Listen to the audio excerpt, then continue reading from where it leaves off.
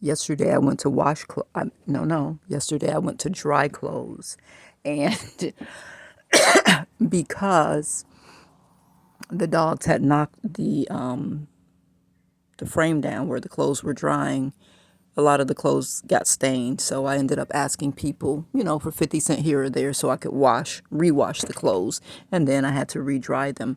And I didn't have money, so I laid it, like on the little folding table and let it air dry.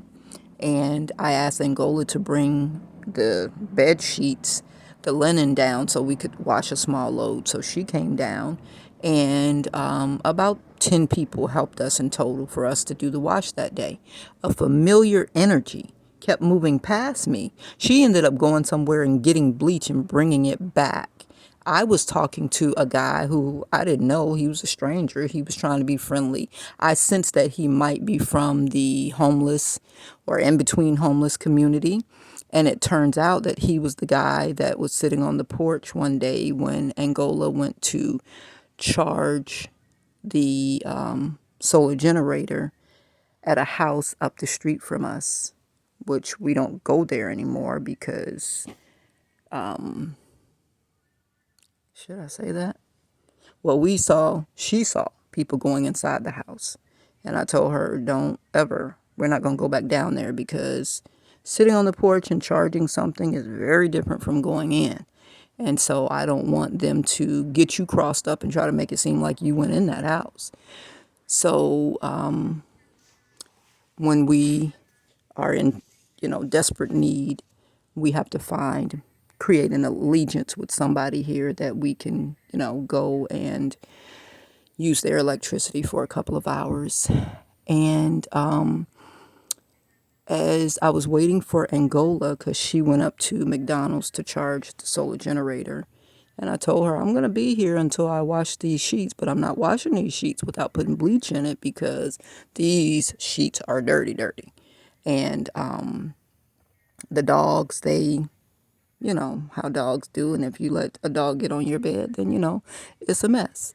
And I let the dog get on the bed because they look out the window and they inform me of what's going on before it happens. Before I visually see it, they are barking and letting me know something ain't right.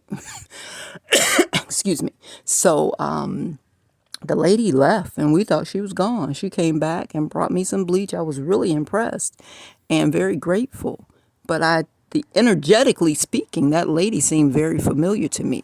And then there were people in the back of the laundromat yelling and screaming and arguing for about an hour.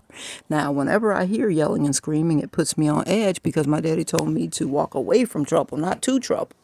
And the lady from the back came to the front. She had red dyed hair to walk around and argue with somebody on the phone. I said, Angola, let's pack up and leave because that's a sign that trouble has come to our little peaceful area of the laundromat. She's like, Mom, that doesn't mean that. I meant the lady could just be. I'm like, yeah, you ain't got 54 years of making bad choices and fucking up a good life. So you can say that. Now, if you want to fuck up your life, you finna be 18. I mean, they do them rituals right around your 18th birthday to try to already put you in the dirt. So I've got my 12 eyes on you and I'm trying to give you good information. I hope you will use it to your best good advantage and you won't let them bring you down the way they brought your mama down. Look at me at 54. You know how brilliant I am. Does this look like a life I should be living? No. So where is my brilliance? They done split it up amongst themselves. The witches, the warlocks, they siphoned it off of me and they're living a good life. So now that I have decided that I'm cutting cords 12 times a day at least, and they can't siphon off of me no more, they got to live in their true existence. And nobody wants to be poor, downtrodden, whorish. They don't want to be their true selves. They want to continue to bask in my glory. But my glory is mine. And now that I know you taking it and I'm taking it back, they want to fight me for my shit. And, to talk to a 17, almost 18-year-older, that doesn't make any sense. If somebody had had that conversation with me at 17, it wouldn't have, it would just be words in the wind. So the reason I talk to my children blood raw is because I need them to know the truth. If I say it one time plain, when I say it the second time plain, eventually it's going to make a difference.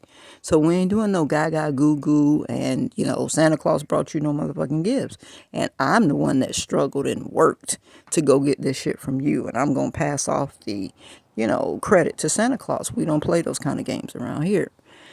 So we started packing up to leave. And then a man gave my daughter $1 to help him fold his comforters. And he and his wife, we were talking before Angola got there. And so it wasn't any hanky-panky type energy. He was on the up and up. The lady with the red hair was not so much. So when I started to leave, I walked off. I walked off and left my daughter there because, in this day and time, I'm not dying for my children. So you all can judge me if you want to. I'm not dying for my children. I give you forewarning, tell you to follow me. If you don't follow, that's on you. You came here to earth to live your own life. So if that's how you want to live it, I'm not trying to stop you. I walked off.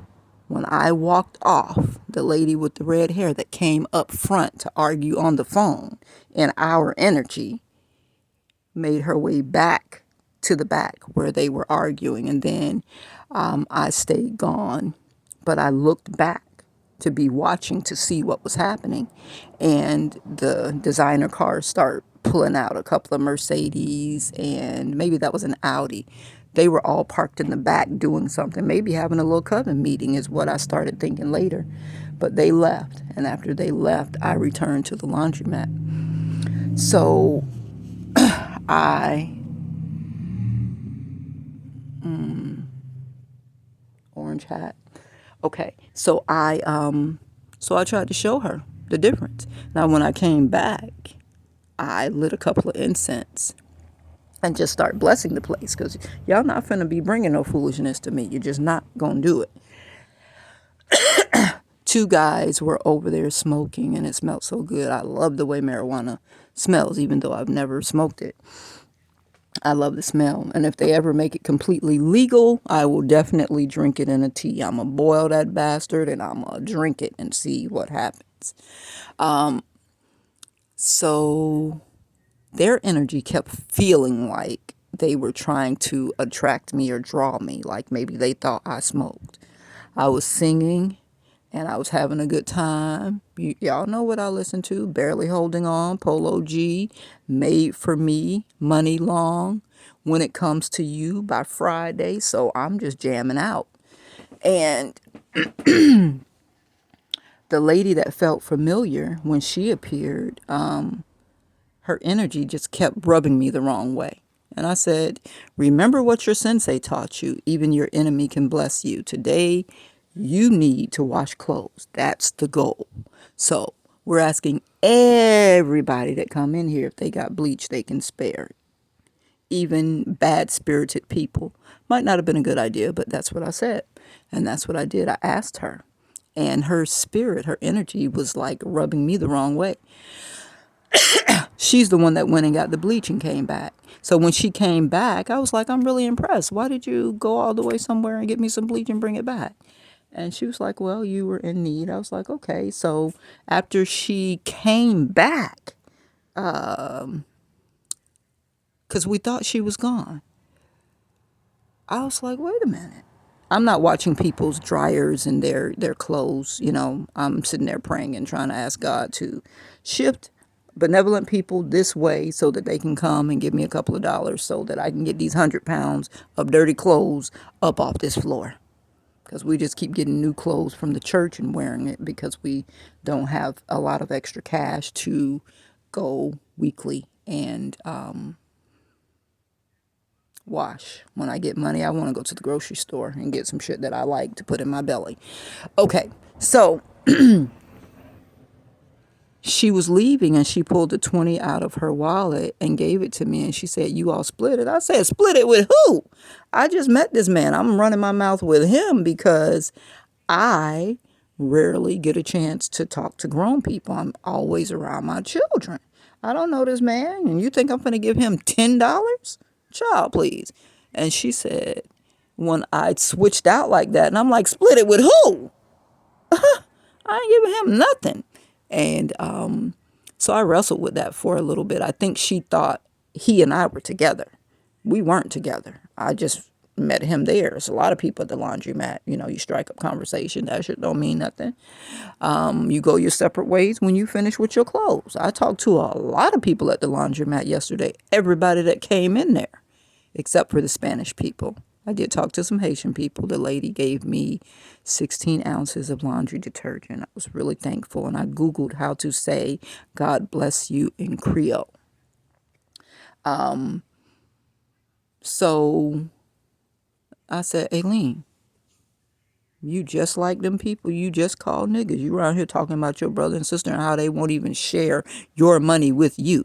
You were at Home Depot last year, Christmas time, and you called them and you asked them for $100 to buy the Mr. Buddy heater that you put on top of your propane tank, and you can use your propane tank as a heater with this attachment, Mr. Buddy heater.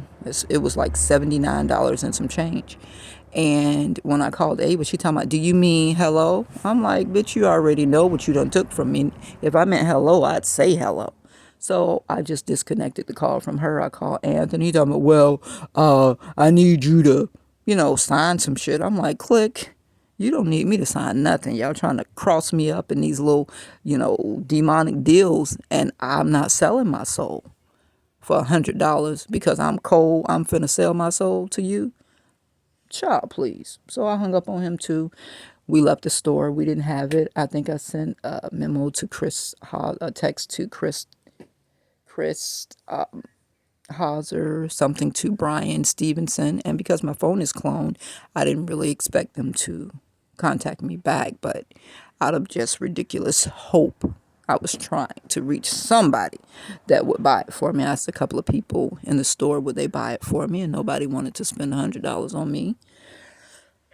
So we just came back home and tripled up on the blankets, and we made it through the winter. I called Toy, Andrea Smith, who is living in my grandma's house. Maybe that's her house now. I don't know. At 2913 East 20th Avenue. And my grandmama had a wood burning stove in the house. It's still in there.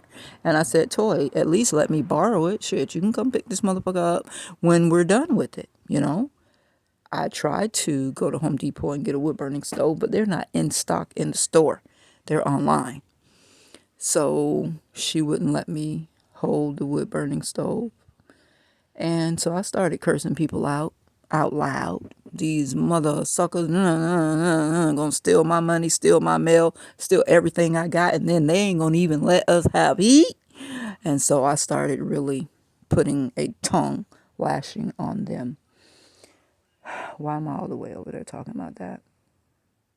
Why am I talking about Home Depot and the wood burning stove? And because I was telling the guy about how my family was doing me. And God said, see, this is your test. The lady said, split it. She don't know that this man ain't with you, but her soul said, split it. So that's what you need to do.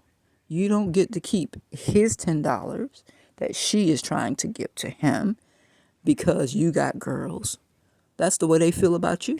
They keeping your money because they feel like you don't deserve it. They keeping your money because they feel like you ain't carry your weight. They keeping your money because they feel like they deserve, to go to the mall, to get a designer car, to live in a condo on the beach, whatever it is that they stole from you. If it came in your name and the inheritance came in your name, that meant the universe wanted you to have that. And they took it from you. Now you finna do the same thing to this man and take his $10 that the lady told you to split it with. So it didn't take me no time. I gave him $20. I said, can you go, get change and bust it up? He said, yes. He got on his bicycle, came back, handed me $10. And so I patted myself on the back and I said, wow, you see how quickly nigga shit can reattach itself to you? Because just that quickly, I wanted to keep that man $10. I was like, he won't mind. He's, mild-mannered. He's, not a pushover energy, but you could tell he was just really easygoing. He was trying to help me and give me $1 and buy me a 99-cent Arizona tea. I was like, no, buy me some more incense. Bump tea. I'll drink my spit buy me some incense, because spiritually speaking, that wards off the evil spirits when I get back here to the house and I open the window and the gnats and the flies want to come in because of my booby traps that I set in the yard, bags of shit over here, rotting food over there. So when you try to make it to this door between the shit and the gnats, I'm going to know you're there and I'm going to be ready for you. So I have to keep burning something that keeps the flies, insects, and spiders. They don't like the smoke either, and the mosquitoes away. And he bought me a pack of dollar incense before the lady gave us the $20 bill. He offered me a drink, and I decided instead of a drink, I wanted incense. So I was tested that quick. And my flesh wanted to turn that quick. And I say, God, please, make me a foundation so sturdy that I don't even think about trying to take advantage of a person. Because to me, if I would have kept his $10, I would have been taking advantage of him. Even though he probably didn't even hear what the lady said. Because, he seemed, a little bit just, what do I want to say?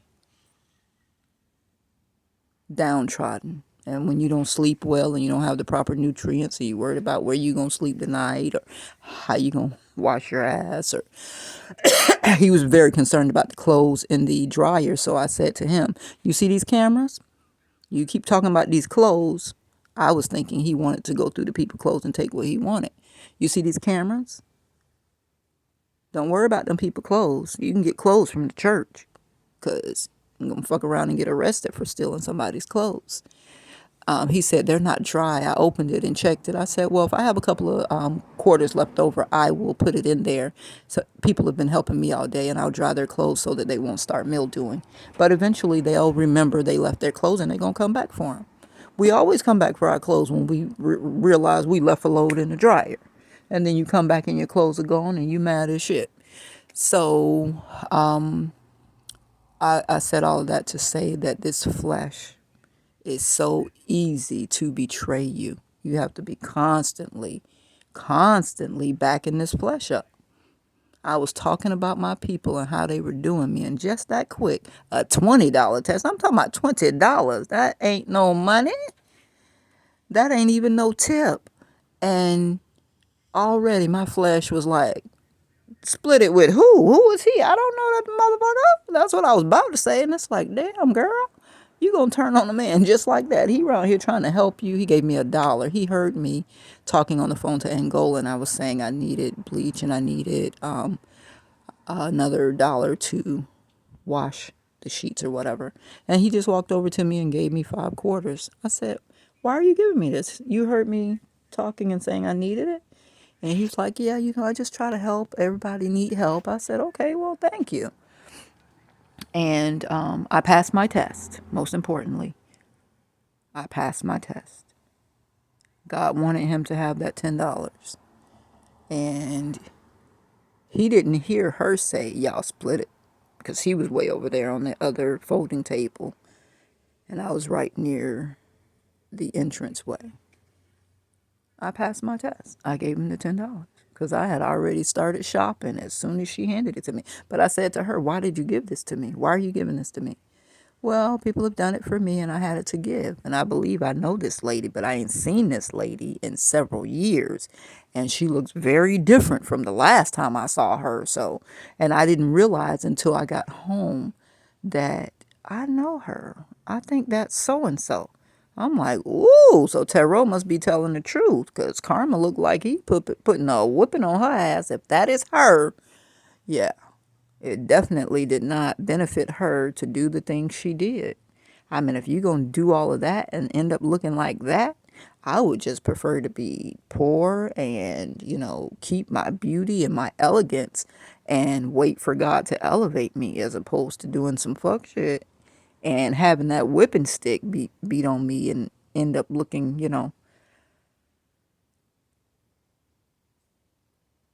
like a severe downgrade. I'm trying to be discreet in the things that I say. And as you see, I didn't even say her name.